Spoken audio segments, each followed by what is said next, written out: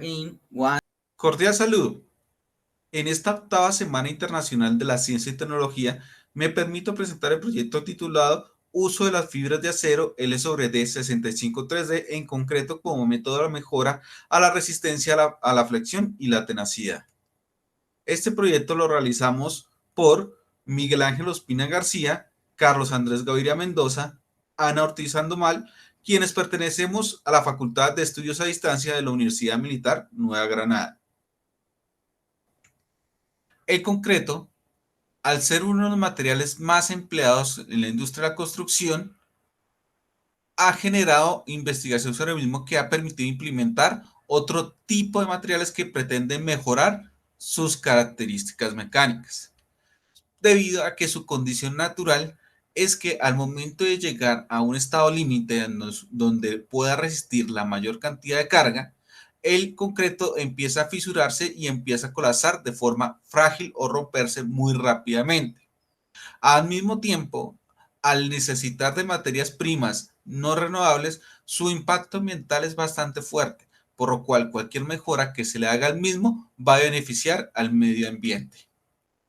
La propuesta es incorporar fibras de acero a la mezcla de concreto para mejorar la tenacidad. Al mejorar la tenacidad, mejoramos el comportamiento mecánico del mismo y por lo tanto va a permitir su uso óptimo en la industria de la construcción. Para lo cual nos planteamos la segunda pregunta. ¿Aportan o no las fibras de acero a la mejora del comportamiento mecánico del concreto?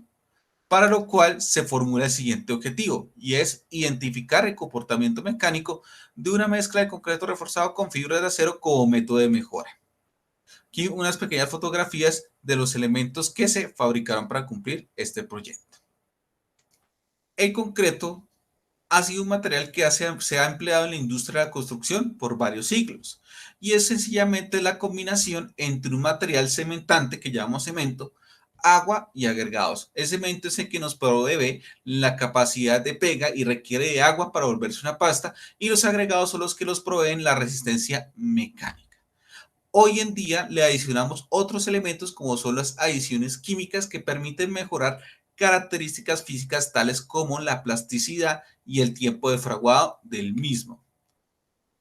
A su vez, también hemos empleado otro tipo de adiciones que son de naturaleza inorgánica, previendo favorecer la economía, es decir, utilizar menos concreto, el uso de otros residuos industriales como la escoria de alto horno, la ceniza volante y el humo de sílice, la disminución en el uso de canteras, pues al emplear menos concreto, pues empleamos menos agregados, la disminución en consumo de energía, al igual que el anterior, menos concreto, pues menos cemento, y mejora las propiedades mecánicas del concreto tanto en estado fresco como en estado endurecido. En cuanto a las fibras, sabemos que en el antiguo Egipto se empleaban fibras de origen natural para los ladrillos que ellos construían, que estos no se fisuraran tan rápidamente.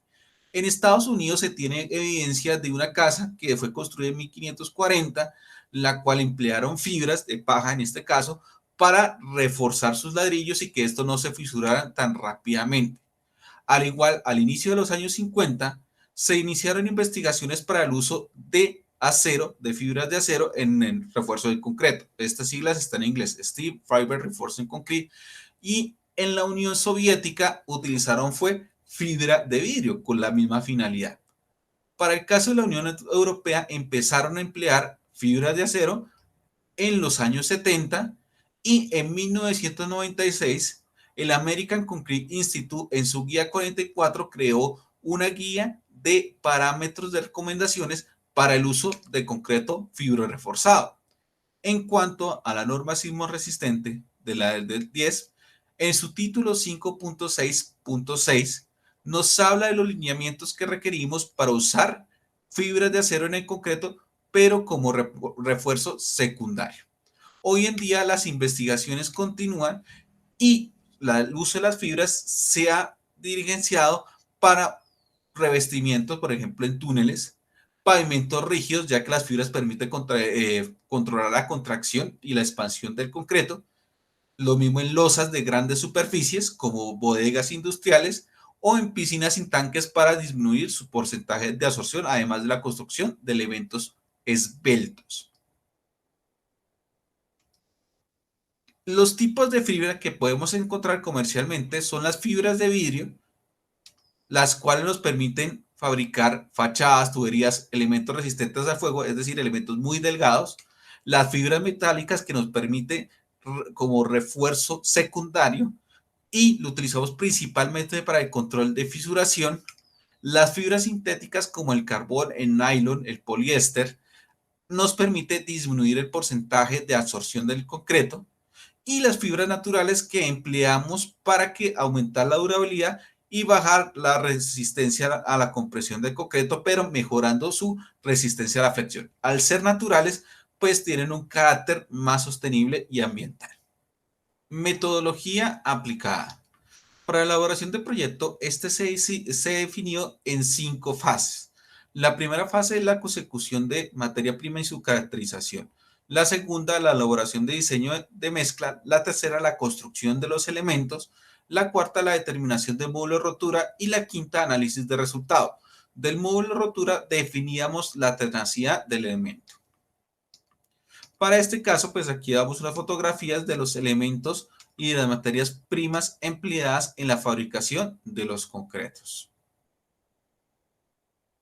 En la elaboración del diseño de mezcla, se tuvo en cuenta cada característica del material y se llevó a cabo las recomendaciones dadas por la ACI 544 y la ACI 211, en la cual utilizamos un diseño de mezcla único para todas las mezclas y solo variamos la cantidad de refuerzo. En este caso tuvimos una mezcla de 0 reforzamiento, una de 25 kilogramos por metro cúbico y una de 70 kilogramos por metro cúbico, para un peso total del menor de 2.242,16 kilogramos por metro cúbico y mayor, el más grande, que fue la mezcla de mayor reforzamiento, la cual obtuvo un peso específico de 2.317,16. Para cada mezcla se construyeron 5 muestras para un total de 15 muestras. Las probetas construidas fueron vigas de dimensiones de 60 centímetros de sección cuadrada de 15 centímetros. En la elaboración y construcción de las vigas se hicieron los ensayos de control de calidad en estado fresco. El asentamiento era una mezcla normal y las vigas se dejaron en curado por 28 días. Al cabo de 28 días se efectuaron las pruebas de módulo de rotura, para la cual se siguió con los lineamientos dictados por la norma ACTM C1609, en la cual nos dictamina que la velocidad debía controlarse por desplazamiento. Para ese caso se utilizaron indicadores LET y una máquina MTS, la MARC, la cual nos permitía hacer este control. Estas fotografías lo que muestran fueron el momento de la ejecución de ensayo, algunas de las vigas que se elaboraron. La diferencia de color es para indicarnos qué tipo de mezcla se estaba empleando, y en esta fotografía en la parte superior vemos cómo al momento del colapso de los elementos, las fibras unían la fisura principal. Todos los ensayos se hicieron a colapso total en cada elemento. Resultados y análisis. Para los resultados y análisis se dividió en 2 etapas. La primera etapa era el análisis de resultados de acuerdo a los parámetros obtenidos en el laboratorio. Los parámetros que se tuvieron en el laboratorio son la medición de la fuerza y la medición de la deflexión. En el caso de la fuerza, pues la fuerza máxima obtenida, y en el caso de la deflexión elástica y la deflexión máxima. Con estos datos se realizaron las gráficas de esfuerzo a la flexión versus deflexión. De estas gráficas se sacó un promedio y se obtuvo el módulo elástico y las ecuaciones que nos iban a permitir calcular la tenacidad del elemento. Esta gráfica que se muestra en esta diapositiva es el resumen de las gráficas realizadas anteriormente explicadas. Para este caso se observa que la mezcla control, la que no tenía refuerzo, obtuvo una resistencia máxima, o sea, un módulo de rotura de aproximadamente 4,9 megapascales, la cual es muy bueno porque la resistencia de diseño era 3,1, por lo tanto superó la resistencia de diseño. La mezcla de 25 kilogramos por metro cúbico obtuvo una resistencia de casi los 7 megapascales, casi que duplicando la resistencia de diseño y muchísimo mayor, un 70% mayor a la resistencia de la mezcla control, lo cual nos muestra el beneficio de las fibras frente a la resistencia a la flexión.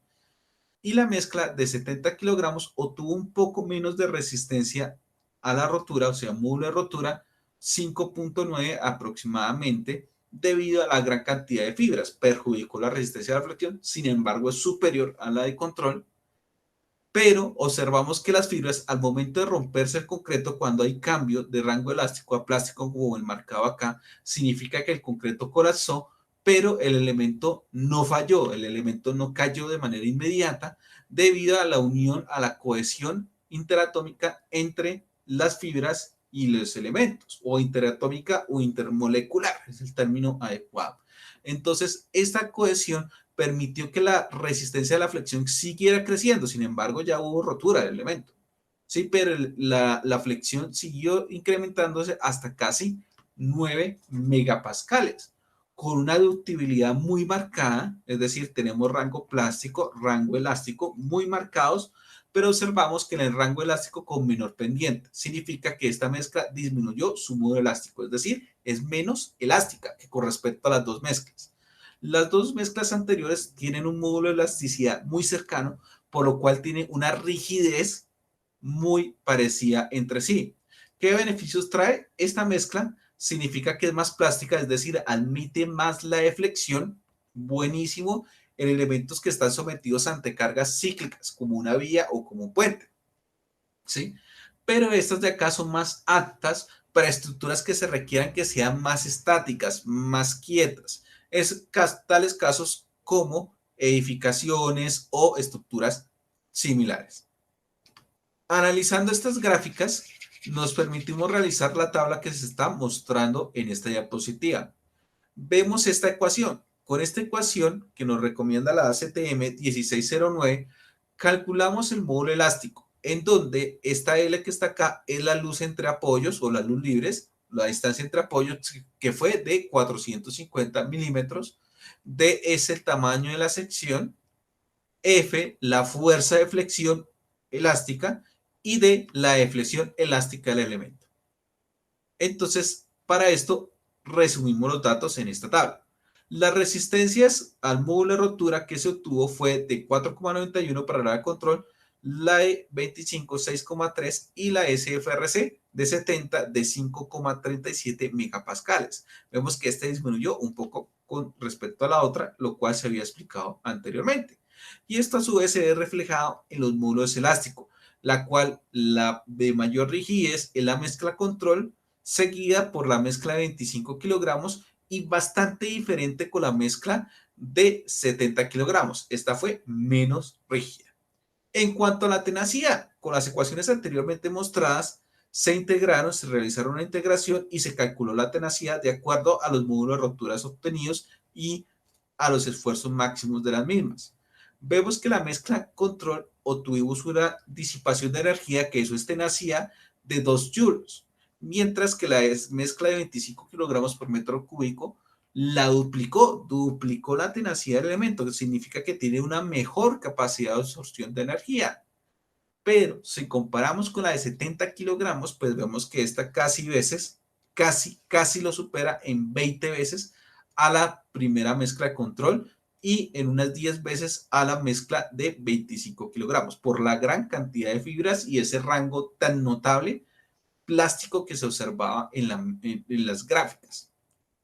Entonces, de esto podemos decir que las mezclas control y de SFRC 25 son muy rígidas y la mezcla de SFRC 70 son muy dúctiles. Cada una tiene su beneficio que anteriormente expliqué. Por ejemplo, una es para infraestructuras de construcción de edificaciones y las otras, por ejemplo, para la construcción de vías. Conclusiones y recomendaciones. Al mezclar el concreto con fibras de acero, se notó que la mezcla es poco manejable. Por lo tanto, en diseños de este tipo de mezcla, se debe usar un superplastificante. Hay que tenerlo en cuenta. Al combinar el concreto con fibras de acero, la propiedad que mejora en mayor proporción es su resistencia a la flexión. Vimos que una mezcla de 25 kilogramos por metro cúbico ya estaba casi duplicando la resistencia de diseño. De la misma manera, la resistencia residual, que es la propiedad mecánica en que mejor ayuda a las fibras. La resistencia residual es cuando el elemento rompe. Al tener fibras, estas cosen las fisuras y permite que el concreto no colapse de forma frágil. Por lo tanto, tiene resistencia residual. Una mezcla como una mezcla con control no tiene resistencia residual. Asimismo, el daño mecánico del concreto disminuye y es más predecible de visualizar en dónde se encuentran las fisuras. Al aumentar la resistencia residual, aumentamos la tenacidad y por lo tanto la capacidad de absorción de energía. Vimos que la mezcla control tiene casi 0 joules, o sea, 2 joules, muy cercano a 0, de absorción de energía. Sin embargo, al tener mucha tenacidad, como la mezcla de 70 kilogramos por metro cúbico, el módulo elástico se ve afectado, por lo tanto, la rigidez de la mezcla se afecta. En cuanto a los requisitos del título C5662 de la NCR 10, la resistencia residual de todos los elementos, el único que cumple con el mismo requisito es la mezcla de 70 kilogramos por metro cúbico, que fue la que obtuvimos un comportamiento plástico. Las fibras contrarrestan la falla frágil que puede presentar el concreto y por lo tanto podemos predecir en cierta manera la falla súbita, es decir, no nos sorprendería el colapso de un elemento como si puede ser en un concreto simple. A pesar de que la mezcla de 25 kilogramos por metro cúbico es la que menor tenacidad tenía de las mezclas, obtuvo la mejor resistencia a la flexión, por lo tanto es la más recomendable.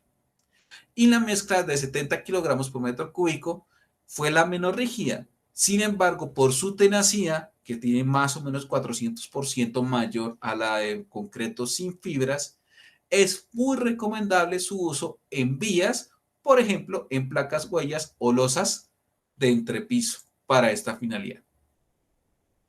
Estas son las referencias del trabajo realizado.